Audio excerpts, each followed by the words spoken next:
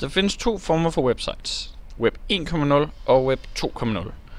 Web 1.0 er indrettet kommunikation, hvilket vil sige, at det kun er afsenderen, der kan bestemme, hvad der skal stå på hjemmesiden. Et godt eksempel kan være Skolenet, hvor man udelukkende kan komme ind på links, som der er lagt op af afsenderen af hjemmesiden. Altså skaberen af hjemmesiden. Det er envejskommunikation. Man kan ikke kommentere noget eller redigere noget selv. Det er kun afsenderen og skaberen af hjemmesiden, der kan det. Det er lidt gammeldags. Og så er det mest blogs og firmasider. Selvfølgelig er der nogle blogs, man kan kommentere på, men det er så Web 2.0 hjemmesider. Så er der også en hjemmeside, der hedder lemonparty.org, og den er også indrettet, og hvis man ved, hvad man er, så er det sikkert meget sjovt. Hvis man ikke gør, så vil jeg råde jer til ikke at gå ind på hjemmesiden.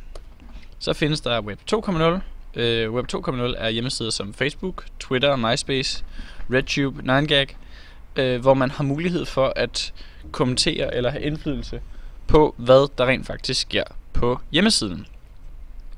På Facebook er det mulighed at lave vægge, hvor man kan kommentere hinandens ting, og på RedTube kan man også kommentere de forskellige videoer, der ligger på hjemmesiden. Og ja, det er sådan Web 2 det fungerer. Det er tovejs kommunikation. Det er for det meste også brugergenereret indhold. Det meste på Facebook, det er noget, der er udelukkende lavet af brugerne.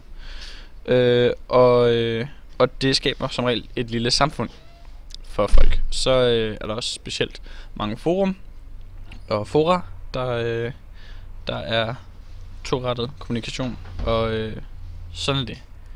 Det var lidt om Web 1 og 2.0.